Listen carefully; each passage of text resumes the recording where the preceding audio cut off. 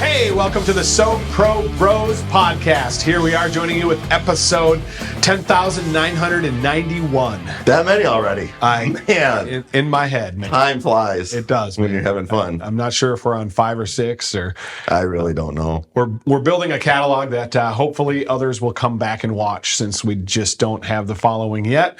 We have yet to be discovered, Don, okay? Who knows who will pick us up soon enough. I think the important people do right now. Yeah. Our moms. Yeah, our wives. Yep. Jay. That's about it. He's our biggest fan, so might be our only one, but hey, here we go. It's all right. All right. As per typical, we enter this room and say, hey, man, what should we talk about today? Because, we did start well with a list of 100 topics that we could talk about, and those are all great, and those are all exist somewhere. But we do best on our feet. That's right. Some of them I think are boring. Some of them are better than others. So we got to pick the good stuff that people want to hear. Sometimes good information is boring. I mean, nobody wants to talk about taxes, but you have to do your taxes. And so those are key points that we have to hit. So let's have some fun today. I just finished my taxes Yeah, it's 5-6 weeks ago, something like that. End of October. Okay, so I know. You wait till the last minute. They're doing April. So, all right. Well, hey, let's open up. What we briefly touched on a little bit, but why don't you steer the direction here? Yeah. So I think today we're going to talk about crossing over the real estate investor line. As you all know, we're real estate investors to the core. That's what we do day in and day out. But a couple of years ago, I came into the office with Matt and I sat down. I'm like, is there any space for one of us to get our realtor's license, to become a licensed real estate agent here in the state of Wisconsin? And we just dialogued that back and forth. And it was something that I left a meeting with another agent and some of my friends that were looking at a house, and I just felt like the agent wasn't there for the best interests of who were my friends or who are still my friends, and just really looking at it from the standpoint of, this person's doing this for a job, I get it, but I don't want to do it for a job. I want to do it to actually help people, and if it can supplement and also increase abilities that what we do here as investors. So we agreed that I would do that. So I went out and I got my license. So I am now a licensed real estate agent. I've been for a few years now, and Matt remains unlicensed. And he makes fun of me all the time for actually getting my license, and that's okay. Yeah, let's talk about the real reason, though, that you got your license. You wanted to take over the world, and basically in our own backyard, our market, you wanted to have a better solution than everybody else. Which, right. Whenever we do anything, we do it extremely well. But this is an age-old debate. We used to have panels that we would put up in the RIA that we owned here in Wisconsin for many years, and we would go on and have the debate of real estate license or not as an investor, and that became just always a fierce debate, always. Now, I will say that in the end, every time we did that over the years, nobody came out a winner. The scales were always equally balanced, 6-7. Well, anyway, I tried to throw that. It wasn't good timing, but the scales were always balanced in such a way that, again, half the room thought it was a good idea and half the room thought it was a bad idea. Yeah. So I have always stayed in the camp because I'm a gunslinger, I'm reckless. There's no way that I can have my license. I have bought houses by signing a blank piece of paper, the back of a McDonald's napkin. You get a license, and all of a sudden it's nope. It's state forms.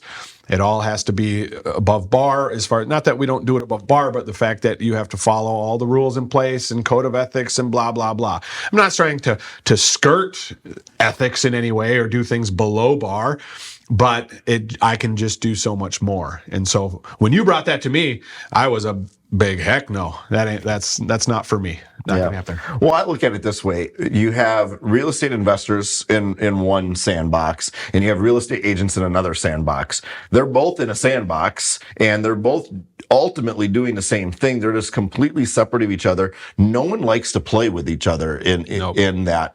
And that's what gets it really hard and tricky is you have agents who that's all they know is just that one size fits all. And then you have investors who, again, play in some gray area of things, and really struggle in mixing the two. So I think that's something that by me getting that, and now we have a full team. I mean, it's not just me. We actually have a full realty team here as well. Mm-hmm. And we were going to be our own brokerage, and we opted not to. So we are with Real Broker, and that's been an amazing thing. And even after a couple of years and reviewing what that looks like and the money that we pay out to be in that brokerage, it still is massive benefit to the tools and just the mentorship that we get through that helps that and allows us to attract agents to come in.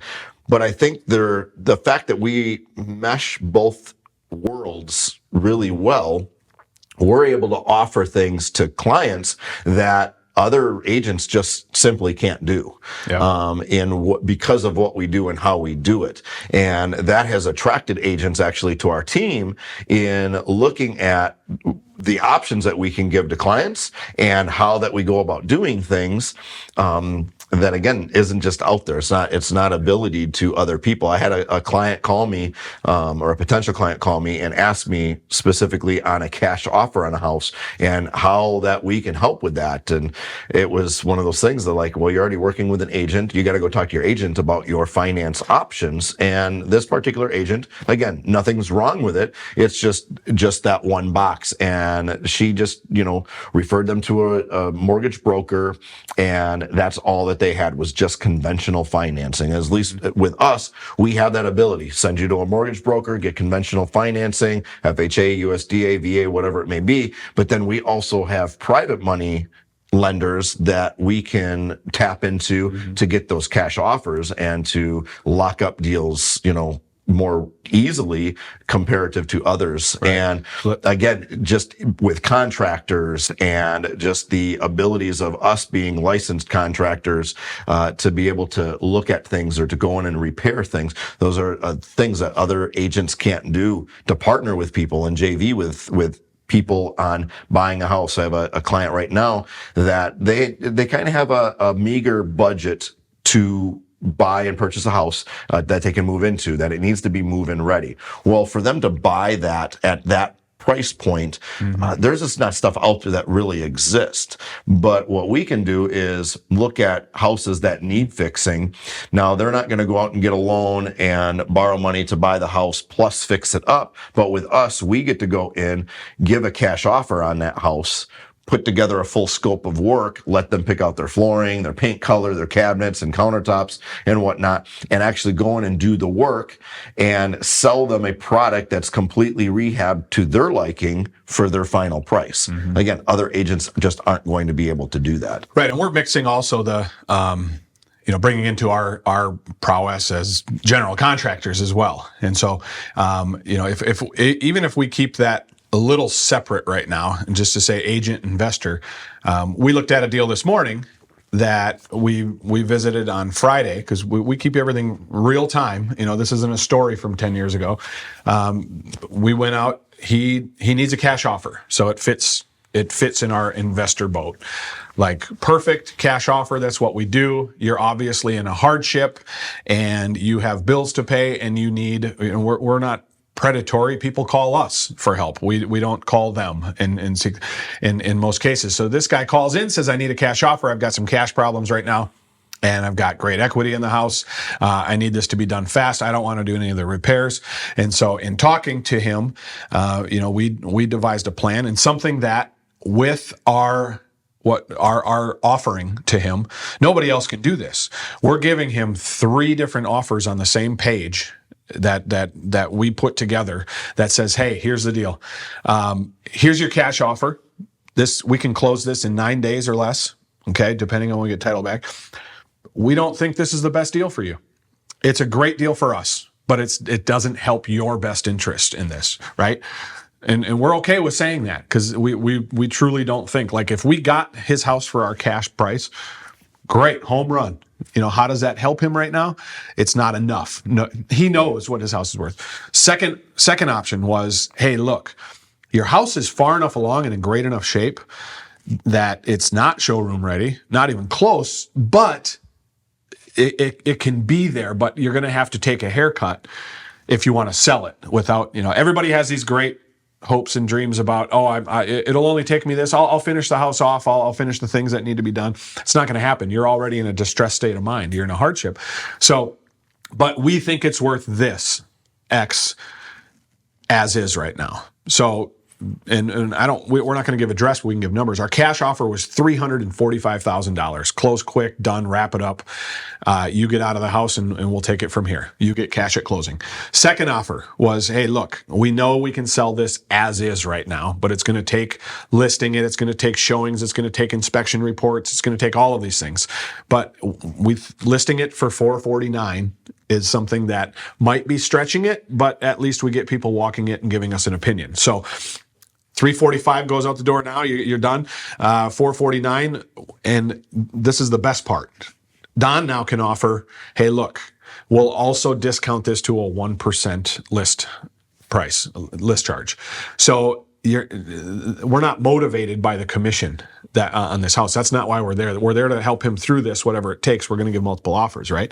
So 1%. So now we can offer, hey, we'll list it as is, and we only make 1%.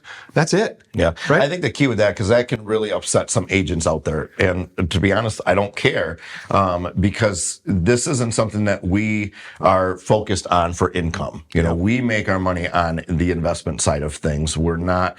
I'm not an agent to make a living off of that. It's a tool that we have that's available to us. And since we can do it, my brokerage allows for it. And it's something that we can do to actually help the client out. So we can discount our listing, that commission to that. So that is something I think that has been very monumental in helping people in a distressed situation to still maximize their dollar amount, but it's not like we're taking a huge, portion of that.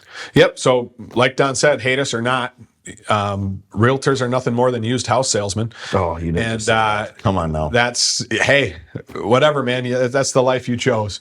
So that's not my livelihood. Come on now. But it does, since it is something like Don said, that we're looking out for their best interest in this, and we're offering multiple offers. That 1% is something that helps them more than us put more money in their pocket. So that's the least attractive option for us. But we told him straight up, this is probably your best option. Now here's a third option. We come in as investors and we mix it both up. Look, we're going to get the listing. You're going to give us the listing in the end.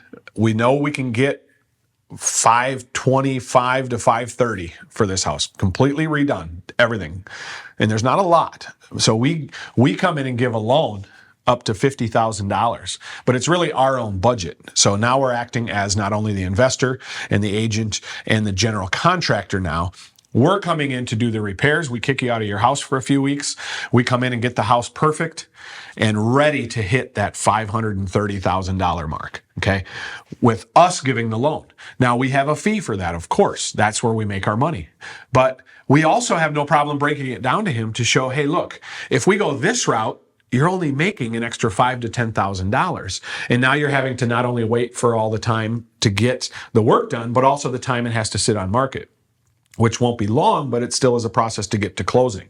So is it worth the extra $5,000 to $10,000 to you, or do you want the quick, let's try and sell it as is? And there's nothing guaranteed about that, but we'll still list it for the 1%. But now he's putting the most money in his pocket versus just that cash offer. Now, tell me, who else is coming in that we know and giving a full offering of 3 radically different options in that? Nobody. Because if you put 10 guys in that house that are all wholesalers or investors, they're going to throw their low cash price down. The guy's going to say, no way, I can't do that. I need at least $400 for this house. And they're all gone. They're gone. They're on to the next house, but not us. We work every lead, right? Into what works best for you and how do we get this done? Yeah, I think it's important again because as an investor, most people can just give that offer, and whether that's a cash offer if they're a buyer or if they're a wholesaler and they're just looking to get it under contract and then go and sell that contract, or you have the agent side of things that are looking just to get that listing, and some agents will go out there and promise a higher list price or what they can actually sell it for, but ultimately the market what dictates what a house sells for. So they might go in and say, yes, we can get 525 for your house. Well, that's if it was completely renovated and ready to go. But a person hears that and they think that that's going to list for. So they list at 525, but they maybe walk away with a 500 or a 495 offer, is where we sit and say, like, look, let's be more realistic at what we can list for. And if it's worth more, you'll get above asking. If it's not, then we're just, you're not going to see that movement. So again, two different sandboxes that we get to dabble in, but we're able to bring those together and work together ultimately for the best for the client in this case, and to give them what they really need.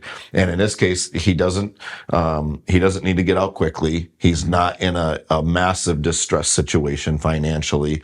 He's getting there, but he'll not there yet.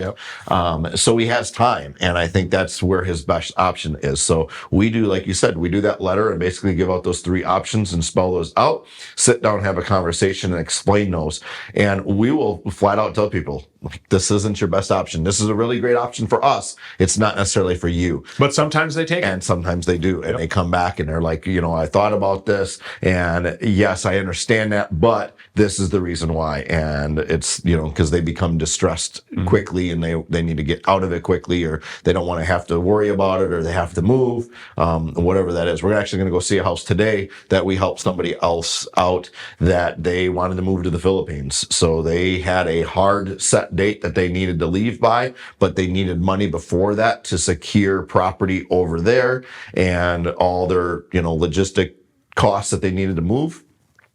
So we were able to close on this, give them a post-occupancy agreement after the fact. They lived there for, a month or so after the fact. Then there became an issue with vaccinations for their animals that they couldn't leave on the day that they thought they were going to leave. So then they had to extend that by another 14 days. So we just took possession of this house. Matt and I have not seen it yet. So we're actually going to head there after this and take a look to see what they've left for us. And see what we bought. But at the end of the day, it worked for them because of their time and when they needed to leave by, and then the price that they needed. So, right. And that house is a $220,000 house all day long, most likely $240 by the time we're done. But we bought it for $113, and we didn't twist their arm. No, that's what they wanted. So in this case, that's what worked best for them. We want cash. We need it fast. Let's go. That's a home run property for us. Well, let's see it before we decide that. Well, yeah, we haven't seen it yet. We did buy it, and that's we can find some major bummers in there. Yep, and that's our risk we take. That's why we have to do that. And it's no different than this other deal. Well, you guys are predators. Why do you buy? You don't pay people what they're. No. I'm taking your problem, your pile of garbage that you're now going to leave all your unfinished products, in your house. I started the kitchen. This guy started the kitchen remodel. He's got scaffold in the front entry. Now, granted, this is a really nice house. If we're paying $345 cash, it's a nice house. Trust me. So if we're going in and now we have to take the risk of finding all of the things that you started and never finished, that costs you money. Okay. Right. And we have to account for our risk. What is the risk we're taking? Because we take plenty of risks on things that we didn't account for, and so that has to balance in the mix of what we're buying. So let's get back to the original. Hey, look, license or no license kind of drama, because we've given you some great examples and we've shown you and walked you along a path of, hey, this is some higher level reasons why and what we do every day, because this is our life. But if you're a wholesaler, do you need a license or not? Why do people want a license as a wholesaler? Why are they pushed in that direction? It's not because they're going out to list houses, because they're wholesaling. But it always comes down to this basic, I need MLS access. And is it worth, should I get my license just so I can have access to the MLS? And so that becomes really that little tickle point where people get them nervous. Like, well, I can't just go, I need to get comps. I can't just go on Zestimate, and you don't even have access to the Realtor's Property Resource, the RPR.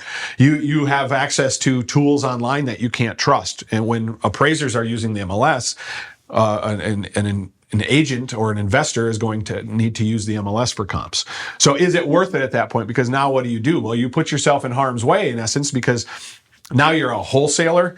Are you looking out for the best interest of this person? Because you're an agent as well, and you're supposed to look out for their best interest and the highest and best that you can get for their house. And if you're offering them $20,000 less for their house because that's what you're going to sell it for, get another 20. Did you really actually ethically give them the best offer? Right? Those are questions you have to start answering. And too many in this business automatically just dismiss that because they're not operating by core values and moral standards. And so it all gets really tricky real quick, right? In determining that. So, but with us, we added it as such a strength because since we're flippers and we actually put thousands and thousands and thousands of dollars in these properties, we're turning out a product that we have to go resell. And how much were you paying before we got together as a construction company and flipping company? What was your average you were paying realtors every year just to list your properties? When I finally looked at that number, because you don't pay attention, right? You just buy and flip and sell, and you call your agent that you know and trust. But when I actually looked at those numbers, and we were upwards of $250,000 a year in commissions is what we were paying out. And that was massive. Yeah. So that automatically comes right back to you when you're the listing agent. And now you can actually control even what that listing, and instead of paying, whatever, $20,000 for this list, that you just go, oh, it's part of the math that we still made money on this project, but we paid out 20, right? It just becomes part of the number. But instead of that, we only charged our own company $1,500 instead of $20,000 to another agent. And now we list the property. But here's the beauty of it. Don, how many properties have you listed well, let me ask first. How many listings do we have up currently? 14, maybe. Okay. Well, number one, he doesn't know. He's guessing. I'm pretty certain. It's okay. So give or take. Okay, Don, let me ask you this question. How many properties did you personally take all of the data and take on yourself without the help of your transaction coordinator in the office? Well, my transaction coordinator is amazing in every... That's not what I asked. I asked how many properties, Don? So I don't do that part of things. Okay, there we go. So 0. That's the answer we're looking for. So that's where we get into...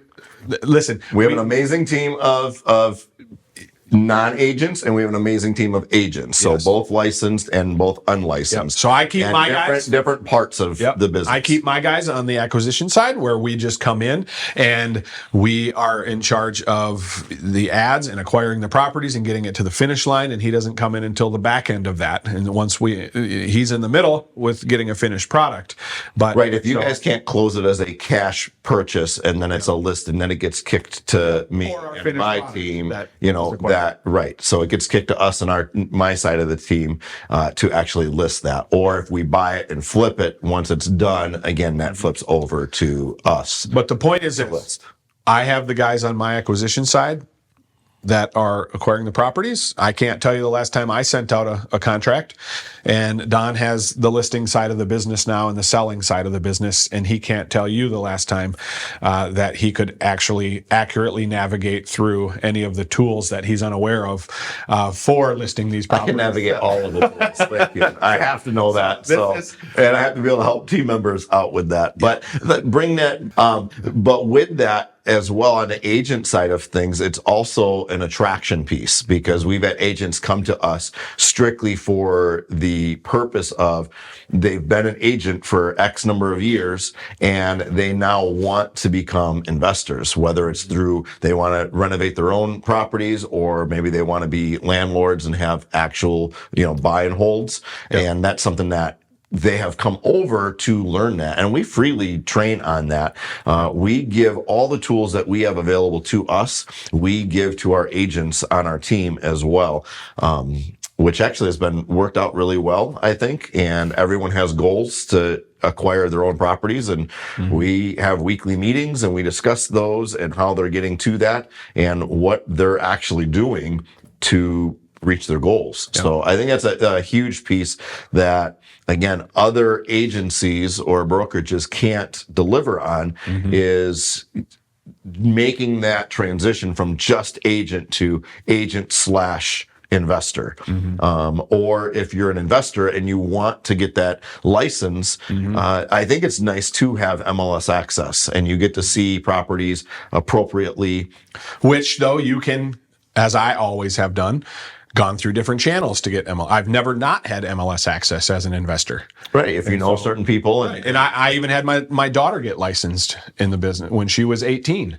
Right. And so she had an LLC, and she had her own business as an agent. And so she listed properties, and she's the one who, and so I became her assistant, and that's how that all works. So I've always had access as an investor, and I never plan on getting my license. So can we put Matt Hedstrom and then underneath for title, used house salesman assistant?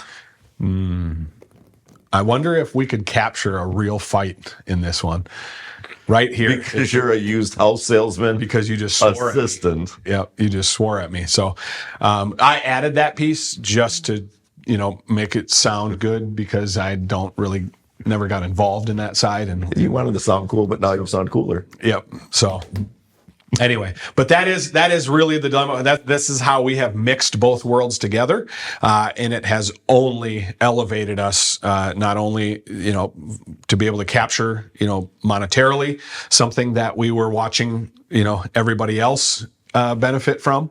Because tell me this, and here's where I start the challenge with the used house salesman is our products, whether independent before or now together, are phenomenal. Everyone knows our product in town. We just had our second house this year that had 0 items listed on an inspection report. And one of them had $250,000 put into it. How do you get to that? Well, because we're great at what we do in that regard. So why do I get to give you my beautiful product, and then you go do the work for 10 minutes to list it, and then it gets an offer in one day or multiple offers?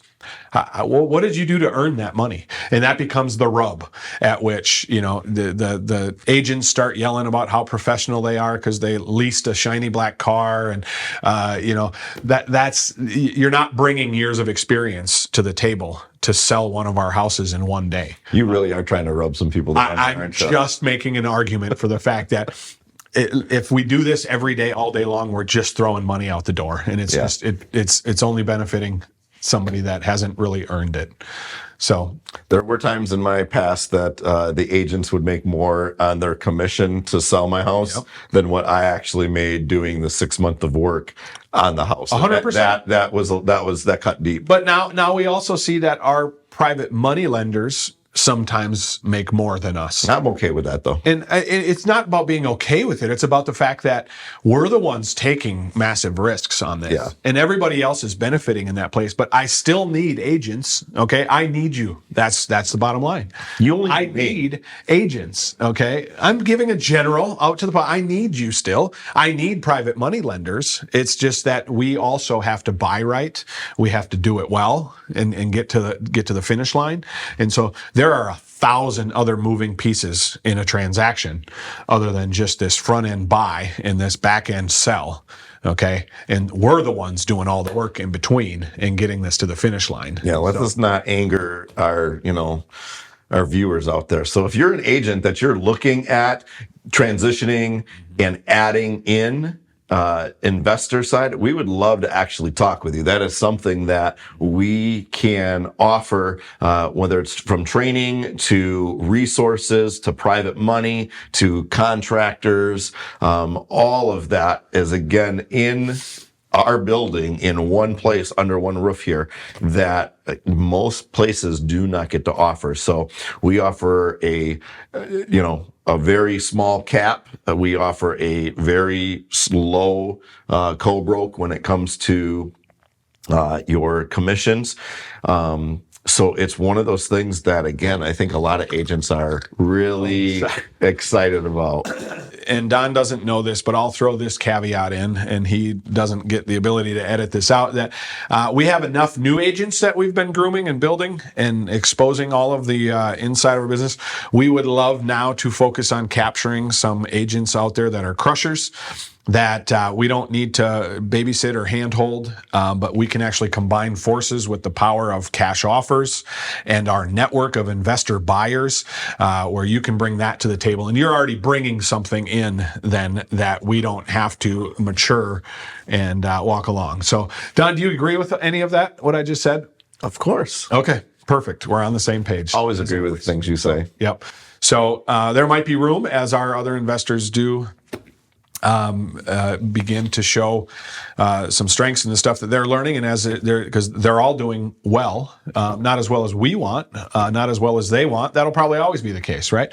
But they are growing, and we're seeing great things. But yeah, it would be great to throw a couple players into the mix now that we could start using our resources. We have some agents that have been agents now for several years that didn't perform at their old brokerage, right? That have done multiple deals this year. Yep. So that's been great to see. And here's the best part with that. When we get into situations now where, we have, since we work across the border, Wisconsin and Illinois, we're using some of our own agents to list the properties. Right. And so we do dictate the commissions and things like that, but they're still making money on deals that they're just here. And that's how it should be. When you're just operating in the space in which, you're working in, those things should be transferable. We want everybody to win. We want everybody to win so much that a lot of times we lose ourselves, where we want others to succeed around us. In such a degree. So we're always looking out for them to succeed. Yeah. All right. Well, let's wrap this up and end this with, can you give me one reason? I'm not asking for 3 or 5, or we won't get weird. One reason why you think that agents, or let's say investors should get their license today.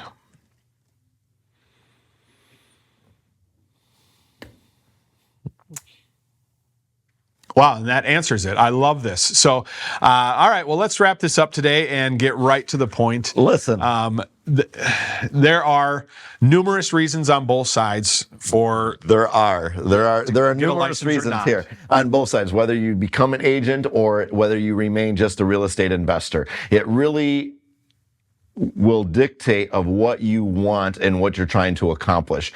As an agent, you do become restricted. You are restricted by a code of ethics, by law, that definitely changes how you can conduct business as an investor. Mm-hmm. However, it allows you the opportunity to have tools at your disposal that you may not have. And as an investor, I used to say the MLS is the worst thing and place to go look for deals. But in today's world, and we're not going to get into all the details, but with people that are doing novations now, there are several houses that are listed daily on the MLS by investors in a gray area of things by other agents. We don't do it, but that allow for properties that are great investment opportunities to be listed on the MLS that you as an investor would actually want to get your hands on. That again, in the past, that just wasn't there, it wasn't available. So as an agent, you have access to the MLS, you could see that daily. There are obviously people and things that people do to circumvent having access to the MLS, and how you do that, I don't know, and I'm not going to even try to give you hints or ideas on how to, but as an agent, you have that. As a non-agent, you don't have that. So simple as that. It's just having another tool. If you can find a workaround to, the gray areas, you can't play in the gray areas as an agent. I don't get to do that. However, Matt and the rest of our team, I live in a gray area. that's where you're able to perform at. So I stay out of that for legal and ethics, and again, not that you're doing anything unethical. It's just, again, I'm bound to do everything in the best interest of the client. And again, not that you're not, but you're offering multiple things and they're deciding ultimately what they want. So, and look, I always love finding and working with agents that have been doing this for decades, 10, even 20, 30 years. They're a wealth of knowledge and experience, and they know how to handle people. They know values. They know neighborhood values. They know demographically, everything about that's their expertise. You don't become an expert, I've read, that, until you've got 10,000 hours invested into something, right? Like you've spent that time. So I love working with experts. I don't care where they're from. It's just like our investor world. When you get all these newbies that flood the, market, have no idea what they're doing. They've all learned from, some weekend class or Instagram, something they saw. That's a detriment to what we're doing. The same thing with new agents. They flood the area. What the stat that gets thrown around all the time is that the average real estate agent across the United States does 1 to 2 deals a year. Okay. Well, how many deals have we done already this year? 50 some. 50 some? Yeah, as agents. So that's already way outside of just the average person that's sitting in their basement and wants to be a real estate agent on the side to make an extra income they thought they would come very easily. But as with everything, right? If it was easy, everybody would do it. The problem is everybody tries these days. So, another benefit of being an agent as well, on an investor side of things, if you decided to or currently want to, with short sales, that could be a massive benefit, because then you can truly help people navigate a short sale process, and you have to be able to list that. But you can't be the buyer all of a sudden. Correct. So, and that becomes tricky. But you find the right people to be your buyer. And I find the right agents to be in that case. So, all right. Well, good. Well, we appreciate you tuning in today. Hopefully this is something content-wise that you find value in. If it is, please subscribe and follow us. We'd love to get comments and feedback as well from you. So as we continue to evolve this and grow, we are now in our new podcast studio that we are growing and loving. So you'll see new elements throughout as we do future videos.